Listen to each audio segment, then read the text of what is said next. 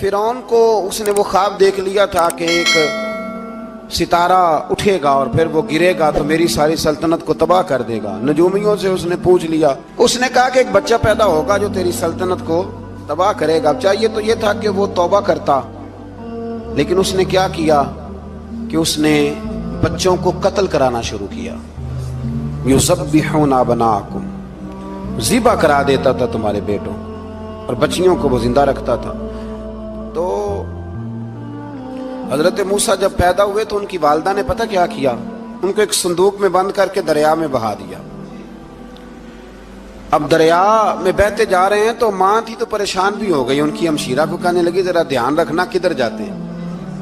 حضرت موسیٰ علیہ السلام دریا میں بہتے بہتے نا، فرعون نے نا دریا کے کنارے مکان بنایا ہوا تھا۔ آپ کو پتہ ہے بادشاہوں کا ذوق ہوتا ہے، آج کل ہمارے جو حکمران ہیں انہوں نے اس کا نام فارم ہاؤس رکھا ہوا ہے، میرا فارم ہاؤس، اور پرانے زمانے میں لوگ ڈیرا کہتے تھے۔ تو اس نے بھی اس طرح کا فارم ہاؤس بنایا ہوا تھا۔ وہاں پہ حضرت موسیٰ علیہ السلام تیرتے ہوئے تابوت کے اندر، صندوق کے اندر جا رہے ہیں۔ فرعون اور ان کی بیوی حضرت آسیہ بے اولاد تھیں، بڑی تڑپ تھی بیٹے کی، وہ بھی وہاں کھڑی تھی۔ صندوق تیرتا ہوا آیا تو فرعون نے کہا کہ جاؤ پکڑ کے لاؤ، دیکھو کیا ہے۔ جب وہ لے کے آئے نا تو آپ کی ہمشیرہ جو نگرانی کر رہی تھی پریشان ہو گئی کہ یہ تو اس کے ہاتھ لگ گئے، یہ تو اب مار ڈالے گا۔ لیکن جب خوبصورت اور چمکتا ہوا بچہ دیکھا تو بی بی آسیہ کہنے لگی یہ بنی اسرائیل کا ہے ہی نہیں، یہ تو پتہ نہیں کہاں سے بہتا ہوا یہاں آ گیا ہے، تم ایسے ہی چھوڑ، یہ پتہ نہیں کہاں سے رکھ نہ لیں، رکھ نہ لیں۔ تو حضرت موسیٰ علیہ السلام وہ کہنے لگا نہیں انہی کے ہیں، موسیٰ علیہ السلام اسی کے ہیں۔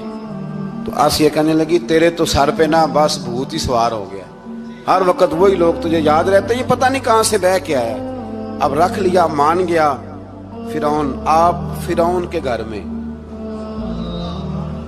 جو اس لیے بچے مروا رہا تھا کہ میری سلطنت حضرت موسیٰ پیدا نہ ہو جائیں، تو اسی کے گھر میں پرورش پانے لگے، اسی کے گھر میں۔ اب عورتیں منگائیں گئی دودھ پلانے کے لیے، تو حضرت موسیٰ علیہ السلام کسی بی بی کا دودھ نہیں پیتے، تو آپ کی ہمشیرہ نہ وہیں دائیں بائیں گھومتی رہتی۔ تو کہنے لگی جناب آسیہ سے کہ میں ایک بی بی کو جانتی ہوں، بڑی صاف ستھری ہے، مجھے امید ہے یہ بچہ اس کا دودھ پیے گا۔ تو فرعون کہنے لگا دوڑ کے لا، تو وہ اپنی والدہ کو لے کے آئیں تو حضرت موسیٰ نے فوراً دودھ پینا شروع کر دیا۔ فرعون کو پھر تھوڑا شک ہوا۔ ایک روایت یوں بھی لکھی ہے بعض لوگوں نے کہ فرعون ایک دن اٹھایا ہوا تھا حضرت موسیٰ کی، ابھی تھوڑی سی عمر تھی، تو آپ نے اس کی داڑھی پکڑ کے تو ایک گھونسا دے مارا، جلالی تو شروع سے ہے نا۔ تو کہنے لگا آسیہ تو مان نہ مان یہ بچہ وہی ہے۔ تو حضرت بی بی آسیہ کہنے لگی کہ تجھے غلط فہمی ہے، یہ وہ نہیں ہے۔ اس نے کہا دیکھو نا یہ تو اٹھاتی ہے تو پیار کرتا ہے، اور میرے جب قریب آتا ہے تو اس کے لب و لہجے میں تلخی محسوس کرتا ہوں۔ اس نے کہا بچوں کو کیا پتا۔ خیر ایک طرف اس نے کھانے پینے کی چیزیں رکھ دی، ایک طرف انگارے رکھ دیے۔ وہ بھی حضرت آسیہ کہتی ہیں کہ تجھے سمجھ آئے بچے بچے ہوتے ہیں۔ حضرت موسیٰ بچے تو تھے پر تھے تو اللہ کے نبی نا، اللہ کے نبی تھے۔ جب اس نے کہا نا یہ بچے ہیں، تو حضرت موسیٰ علیہ السلام بجائے انگاروں کی طرف جانے کے، نبی تھے، وہ سیدھے کھانے پینے والی چیزوں کی طرف بڑھنے لگے۔ فرعون کہنے لگا اب بتا۔ اللہ تعالیٰ نے حضرت جبریل کو بھیجا، انہوں نے کہا ادھر نہیں جانا آپ ادھر جائیے۔ تو آپ آگ کی طرف گئے اور ایک کوئلہ اٹھا کے زبان پہ رکھ لیا۔ تو آسیہ کہنے لگی سمجھ آئی، بچے کو کیا پتا کدھر جانا ہے کدھر نہیں جانا، اگر وہ اتنا ہی خیال ہوتا وہی بچہ ہوتا تو آگ۔ اور بعض مفسرین نے لکھا ہے یہ جو حضرت موسیٰ دعا مانگتے تھے نا رب اشرح لی صدری ویسر لی امری، یہ وہ آگ کا انگارہ جب کوئلہ منہ میں رکھا تھا نا تو اس کی وجہ سے زبان میں کچھ لکنت آ گئی، تو آپ دعا کرتے تھے کہ یا اللہ میری زبان کی وہ بند گرا کھول دے تاکہ میں کھل کے فرعون کے سامنے بات کر سکوں۔ وہیں حضرت موسیٰ پلنے لگے، وہیں پلے، وہیں جوان ہوئے، وہیں اللہ نے ساری دولتیں دی، بہن بھی ملی، ماں بھی ملی، اور سارے عزیزوں کا پیار بھی ملا۔ اسی گھر کے اندر اللہ نے پرورش کر کے فرعون کے ظلم سے بنی اسرائیل کو نجات عطا فرمائی۔ موسیٰ پھر فرعون کے گھر میں پلنے لگے، اور جب جوان ہو گئے تو فرعون کے ہاں جو ظلم ہوتا تھا حضرت موسیٰ اس پر بول پڑتے تھے، جلال فرماتے تھے۔ تو فرعون پھر ناراض رہنے لگا، یہاں تک کہ اس نے آپ کو نکال دیا آپ تشریف لے گئے وہاں سے. تو حضرت موسیٰ ایک دن شام کے وقت دوبارہ آئے بستی میں، لوگ سوئے ہوئے تھے. تو دو آدمی، ایک بنی اسرائیل میں سے اور ایک فرعون کی اپنی قوم میں سے، وہ دونوں آپس میں جھگڑ رہے تھے. لیکن وہ جو حضرت موسیٰ کی بنی اسرائیل کی قوم کا شخص تھا، اس پر وہ قبطی، وہ جو فرعون کے قریبی لوگوں میں سے تھا، وہ ظلم کر رہا تھا اور بوجھ اٹھانے کی بات کر رہا تھا. اب اس نے حضرت موسیٰ کو پکارا کہ یہ دیکھے میرے ساتھ کس طرح کی بات کر رہا ہے. تو حضرت موسیٰ کا ارادہ بھی نہیں تھا، آپ نے بس اس کو سمجھایا. پر کچھ لوگوں کو سمجھ، تو حضرت موسیٰ نے پھر ایک مکہ مارا، ایک گھونسا مارا، صرف ایک ہی. یہ کئی تگڑے اور دلیر اس طرح کے بھی ہوتے ہیں کہ گھونسا ایک بھی برداشت نہیں کرتے. وہ ایک مارا، آدمی دھڑام سے زمین پہ گرا اور ماری گیا. حضرت موسیٰ کا ارادہ نہیں تھا لیکن وہ مر گیا. حضرت موسیٰ علیہ السلام نے اس بات پر اپنے رب سے استغفار بھی فرمائی. قرآن کہتا ہے کہ انہوں نے معافی چاہی کہ اللہ میرا ارادہ نہیں تھا. بہرحال اگلے دن نا حضرت موسیٰ دوبارہ آئے.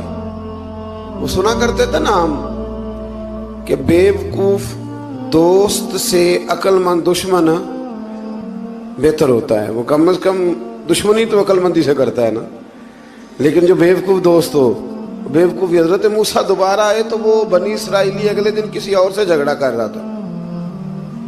پھر اس نے مدد کے لیے پکارا تو حضرت موسیٰ کہنے لگے مجھے لگتا یہ ہے کہ تیری عادت ہے، تو خود بڑا جھگڑالو ہے، تو نے روز نیا جھگڑا شروع کیا ہوتا ہے. حضرت موسیٰ جب اس کی طرف بڑھے نہ ڈانٹنے کے لیے تو اس نے شور کرنا شروع کر دیا. کہنے لگتا ہے جس طرح آپ نے اسے کل قتل کیا تھا مجھے بھی قتل ہی کریں گے. یہ انسانوں کا مزاج ہے کہ آپ جب تک کسی کے طبیعت کے مطابق چلیں گے وہ راضی رہتا ہے، اور ذرا آپ اس کی طبیعت سے ہٹتے ہیں تو وہ شور کرتا ہے. اس نے کہا جی آپ مجھے بھی لگتا ہے ماریں گے. حضرت موسیٰ کلیم اللہ علیہ نبینا علیہ السلام کے بارے میں جب اس نے شور کیا تو بات پھر فرعون کے دربار تک گئی. وہ تو پہلے ہی بہانہ تلاش کر رہا تھا. اس نے کہا ڈھونڈو، پکڑو اور معاذ اللہ شہید کریں گے. کسی نے آ کے خبر دی کہ آپ جہاں سے ہجرت کر جائیں، اس لیے کہ آپ کے لیے یہاں حالات درست. اور بھائی یہ چھوڑ دیا کریں بات کہ فلاں آدمی کے حق میں فلاں جگہ حالات کیسے خراب ہوئے. تو نبی کریم علیہ السلام مکہ چھوڑ کے کیوں آئے؟ حضرت موسیٰ علیہ السلام نے ہجرت کیوں فرمائی؟ یہ ایک ایسی عجیب بحث ہے جس کو لوگ بلا وجہ چھوڑ دیتے، بلا وجہ چھیڑ دیتے ہیں. اور بالخصوص ایک خاتون نے ایک دفعہ مجھے پیغام دیا تو میں بڑی اس کی بات سن کے مجھے عجیب لگا. وہ کہنے لگی کہ دوسری جگہ میری شادی ہوئی ہے، مجھے طلاق ہو گئی تھی، تو مجھے ایک تانا روز سننے کو ملتا ہے تو اتنی اچھی ہوتی تو وہاں نہ رہ لیتی. تو بھئی یہ کوئی تانے والی بات ہے؟ کوئی ضروری ہے کہ بیوی غلط ہوتی ہے تو طلاق ہوتی ہے؟ اللہ کے محبوب علیہ السلام کی دو صاحبزادیوں کو ابو لہب کے دو بیٹوں نے طلاق بھیج دی تھی. کس کی غلطی تھی؟ تو آپ کیا کہہ سکتے ہیں یہاں کیوں طلاق؟ تو اتنی جلدی بات تھوڑی کر دیں گے آپ، تھوڑی احتیاط فرمائیں بولنے میں. تو حضرت موسیٰ علیہ السلام وہاں سے نکلے اور آپ مدین کی طرف چلے گئے. مدین وہ علاقہ تھا جہاں فرعون کی حکومت کوئی نہیں تھی. حضرت موسیٰ جیسے ہی وہاں پہنچے تو ان کے اندر ایک جذبہ تھا، ظلم ہوتا نہیں دیکھ سکتے. جب وہاں پہنچے تو انہوں نے دیکھا لوگ اپنے اپنے جانوروں کو گھاٹ پہ پانی پلا رہے ہیں اور دو خواتین ہیں وہ بالکل پیچھے کھڑی ہیں. تو حضرت موسیٰ کلیم آگے بڑھ کے کہنے لگے تم کیوں نہیں پانی پلاتی؟ تو وہ کہنے لگی ہمارا بھائی کوئی نہیں، باپ ہمارا بوڑھا ہے. اللہ اکبر. مجبوری یہ ہے، ہم ہیں بھی پردہ دار گھرانے کی، مجبوری ہماری یہ ہے کہ جب تک یہ سارے لوگ پانی پلا نہیں لیں گے اتنی دیر تک ہماری باری نہیں آئے گی. تو حضرت موسیٰ کلیم اللہ علیہ السلام فرمانے لگے اچھا یہ بات ہے تو جانور مجھے دو. وہ ہو یہ رہا تھا کہ چونکہ مرد پانی پلا رہے تھے تو اور جتنے بھی مرد آتے جاتے تھے وہ گھستے جاتے تھے اور عورتیں بیچاری کھڑی تھیں. حضرت موسیٰ جھٹ سے آگے بڑھے، پیچھے ہٹو. ان دو خواتین پاک باز عورتوں کے جانوروں کو پانی پلایا اور پھر آپ دوبارہ وہیں بیٹھ گئے. وہ بیبیاں جلدی جلدی گھر گئیں، جا کے اپنے والد سے کہنے لگی ابا جی کمال ہو گیا، اس بستی میں ایک ایسا آدمی ملا ہے جو عورتوں کی طرف دیکھتا ہے تو نیکی کرنے کے لیے آگے بڑھتا ہے، جو مجبور اور بے کس کے لیے اچھے جذبات رکھتا ہے. فرمایا جلدی لاؤ. कुछ मुफस्सिरीन और तरफ भी गए हैं, लेकिन जमहूर ने लिखा है कि वो हजरत शुएब अलैहिस्सलाम थे। हजरत शुएब ने घर बुलाया, अपनी एक बेटी को भेजा, फरमाया बेटे बुला के लाओ। वो जब घर आए तो आप फरमाने लगे आप मेरे साथ उजरत तय कर लें, 8 साल या 10 साल आप मेरी बकरियों को चराएं, मेरे घर में रहें। और फिर फौरन ही फरमाने लगे अगर आप हमारे घर में रहेंगे, देखभाल करेंगे, तो मैं अपनी एक बेटी का निकाह भी आपके साथ कर दूंगा। तो 8 से 10 साल हजरत मूसा ने वहां क़याम फरमाया। और फिर जब आपका निकाह हो गया तो आप अपनी बीवी को लेके मिस्र की जानिब जा रहे थे, तो रास्ते में ना ठंड ज्यादा हो गई, तो अपनी ज़ौजा से कहने लगे वहां आग जल रही है, मैं तेरे लिए आग लेके आता हूं ताकि तू ताप सके, गर्मी हासिल कर सके। वहां गए तो दरख्त से आवाज आई, मूसा मैं तेरा रब हूं। दरख्त से आवाज आई, मूसा मैं तेरा रब हूं। और हजरत मूसा कलीमुल्लाह को वहां वही आनी शुरू हुई। वहां वही अल्लाह ताला ने उन्हें वो असा अता फरमाया जो फिर बाद में अज़दहा बनता था। रब करीम ने वहीं हजरत मूसा कलीम को वहीं यदे बैज़ा अता फरमाया। अपना हाथ गिरेबान में डाल के निकालते थे तो चांद और सूरज की तरह रोशनी दिया करता था। यदे बैज़ा लिए बैठे हैं अपनी। मैं कभी कभी कहा करता हूं कि मौला के देने के अंदाज बड़े अनोखे हैं। भाई यूसुफ को कुएं में फेंकते हैं तो अल्लाह मिस्र का हुक्मरान बना देता। तो फिर हजरत मूसा वहां से वापिस आए और आकर के आपने दोबारा वो सारा निज़ाम जिंदगी शुरू फरमाया। मूसा अलैहिस्सलाम ने उनको दावत हक दी और कहा कि मैं तुम्हारे पास वाज़े निशानियां लाया हूं, बनी इसराइल को मेरे साथ भेज दो। फिरौन ने मोजज़ात पेश करने के लिए कहा तो हजरत मूसा अलैहिस्सलाम ने अपना असा जमीन पे डाला, अपना असा, अपनी छड़ी, अपना डंडा जमीन पे डाला तो वो एक वाज़े अज़दहा बन गया।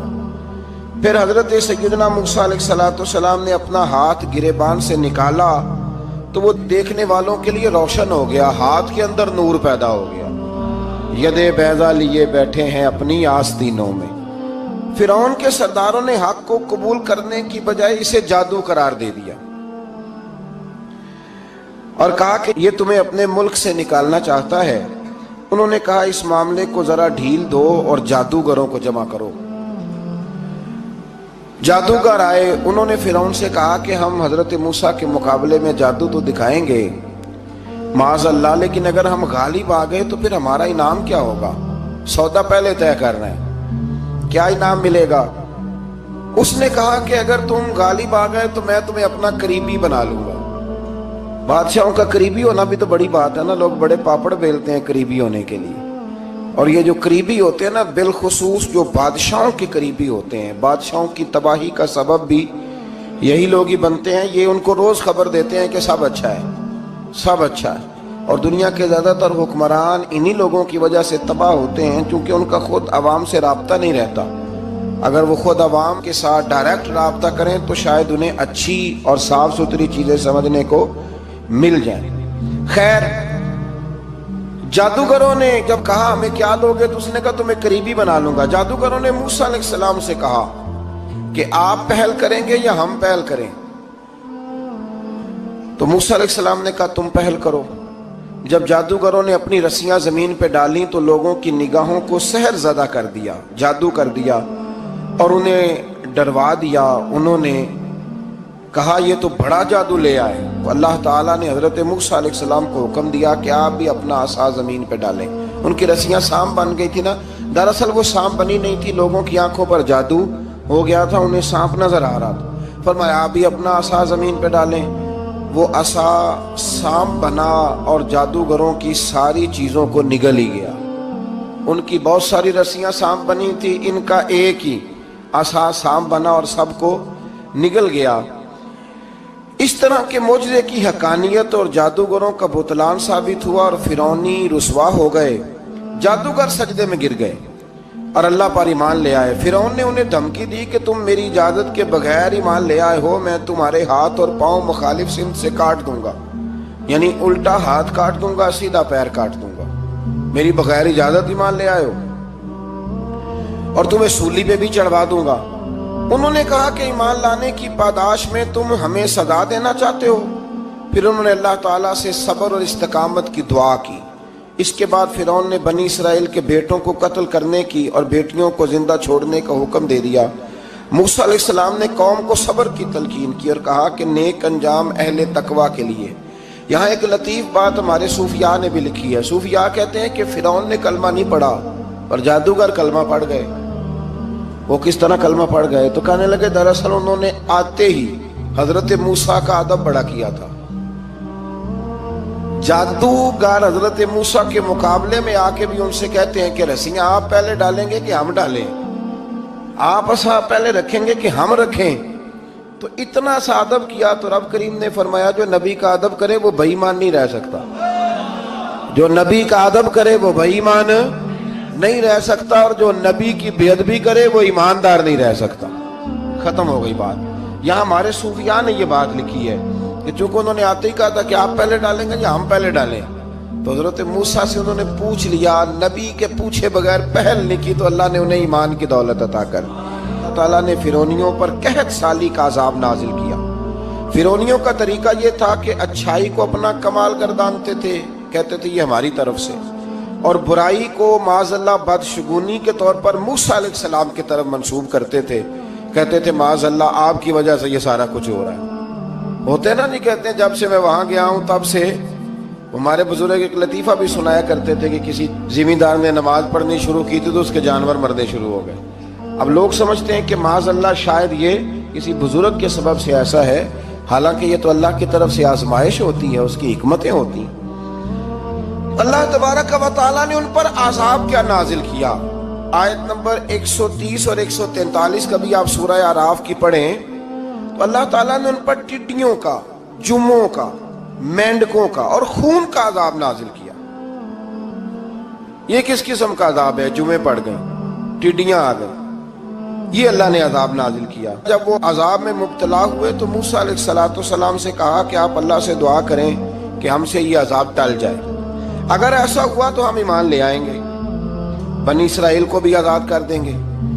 لیکن موسیٰ علیہ السلام کی دعا کے نتیجے میں جب عذاب ٹل جانے کے بعد فرعونی پھر اپنے وعدے سے پھر گئے۔ بنو قریظہ والوں نے بھی کئی دفعہ حضور سے وعدے کیے پر اپنے وعدوں پر قائم۔ ایک بات آپ سے یہاں روک کے عرض کر دوں، ہم بھی کئی دفعہ کہتے ہیں ذرا بریک کبھی گاڑی کی نہیں نہ لگتی تو ہم ارادہ کرتے ہیں کہ آج سے ہی نماز شروع کر دینی۔ ذرا طبیعت زیادہ لیل ہوتی ہے تو ارادہ کرتے ہیں نا کہ بھائی آج کے بعد ہم نے نیک، پھر کیا ہوتا ہے؟ شفا ہو گئی تو چھٹی ہو گئی۔ یہ طریقہ درست نہیں، یہ تو کفار کا طریقہ بیان کیا نا قرآن پاک نے۔ یہاں فرمایا جب اللہ تبارک و تعالیٰ نے انہیں نجات دے دی تو اپنے وعدے سے مکر گئے، تو پھر اللہ تبارک و تعالیٰ نے بنی اسرائیل کو سمندر پار کر کے ایسی قوم کے پاس پہنچا دیا جو بتوں کی پرستش کرتی تھی۔ وہ تو بچ گئے لیکن فرعونی سارے دریا کے اندر غرق ہو گئے۔ حضرت موسیٰ علیہ السلام سے کہنے لگے کہ ہمارے لیے بھی ایک خدا بنا دیجئے۔ حضرت موسیٰ علیہ السلام نے فرمایا بت پرستی کرنے والے جاہل ہیں۔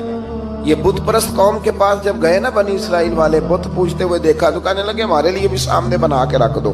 فرمایا یہ تو جاہل ہیں، تم انہیں دیکھ کے اثر قبول کر رہے ہو اور اپنی جاہلیت کے باعث یہ ہلاک ہونے والے بھی ہیں۔ پھر اللہ تعالیٰ نے بنی اسرائیل پر اپنی نعمتوں کا ذکر فرمایا، اور موسیٰ علیہ السلام نے اپنی قوم میں ہارون علیہ السلام کو اپنا جانشین فرمایا اور کوہ طور پر تشریف لے گئے۔ اللہ نے فرمایا وہاں آ جائیں، میں آپ کو تورات عطا کرتا ہوں۔ 40 دن کا یہ عرصہ تھا۔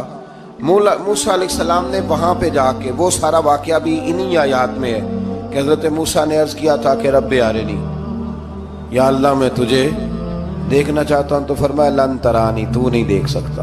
وہ بھی یہاں اللہ نے ذکر فرمایا۔ پھر اللہ تعالیٰ نے اپنی ایک تجلی جب کوہ طور پہ ڈالی تو حضرت موسیٰ علیہ السلام تاب نہ لا سکے اور بے ہوش ہو گئے، اور پہاڑ بھی ریزہ ریزہ ہو گیا۔ اس کا ذکر بھی اللہ نے انہی آیات میں فرمایا۔ آیت نمبر 144 سے 155 تک حضرت موسیٰ علیہ السلام کو رسالت عطا کرنے، کلیم اللہ کا منصب عطا کرنے، تورات عطا کرنے کا ذکر ہے۔ آگے چل کے بتایا کہ جو متکبر لوگ ہیں نا وہ آیات الہیہ سے منہ پھیرتے ہیں، اور جو لوگ اللہ کی آیات اور قیامت کو جھٹلاتے ہیں ان کے اعمال باطل ہیں۔ پھر موسیٰ علیہ السلام کے کوہ طور پر قیام کے عرصے میں بنی اسرائیل کے زیورات سے بچڑا بنا کر اسے معبود بنانے کا ذکر ہے۔ ان میں ایک جادوگر تھا سامری، سنا ہے سلالہ میں اس کی قبر ہے۔ حضرت موسیٰ کوہ طور پہ چلے گئے تو اس نے پیچھے سے سونے کا ایک بچڑا بنا لیا، اس میں سونے کی تاریں اس کے منہ میں لگائیں، ہوا چلتی تھی تو بجتی تھی۔ اتنے کمزور عقیدے کی یہ قوم تھی کہ انہوں نے فٹافٹ ماننا شروع کر لیا، فٹافٹ ماننا، کہنے لگے یہ ٹھیک ہے۔ چنانچہ موسیٰ علیہ السلام جب واپس آئے تو قوم پر غصے اور افسوس کا اظہار فرمایا اور کہا میرے پیچھے تم نے ایسا برا کام کیا ہے۔ انہوں نے تورات کی تختیاں بھی زمین پہ ڈالیں اور اپنے بھائی ہارون علیہ السلام کا سر پکڑ کے اس سے جواب طلبی کی۔ انہوں نے کہا اے میرے ماں جائے، بڑے خوبصورت لفظ ہے قرآن پاک، اے میرے ماں جائے، اے میرے بھائی، قوم نے مجھے بے بس کر دیا اور قریب تھا کہ یہ مجھے قتل بھی کر دیتے۔ اب آپ مجھ پر سختی کر کے دشمنوں کو ہنسنے کا موقع نہ دیں، کبھی بھی دشمنوں کو اپنے اوپر ہنسنے کا موقع نہ دینا چاہیے۔ پھر آیت نمبر 151 میں موسیٰ علیہ السلام کی دعا اور کلمات استغفار کا ذکر ہے۔ آگے چل کے بتایا کہ غصہ ٹھنڈا ہونے پر موسیٰ علیہ السلام نے تورات کی تختیوں کو اٹھایا جن کی تحریر میں اللہ سے ڈرنے والوں کے لیے ہدایت اور رحمت کی بشارت تھی۔ آیت نمبر 156 سے لے کر 158 تک میں موسیٰ علیہ السلام کی دعا کا ذکر ہے، جس میں انہوں نے اپنی قوم کے لیے اللہ تعالیٰ سے دنیا اور آخرت کی بھلائی مانگی۔ اللہ تعالیٰ نے فرمایا یہ کامل نعمت میں ان لوگوں کو عطا کروں گا جو ایمان کے ساتھ تقوی بھی اختیار کریں گے، یہ انہیں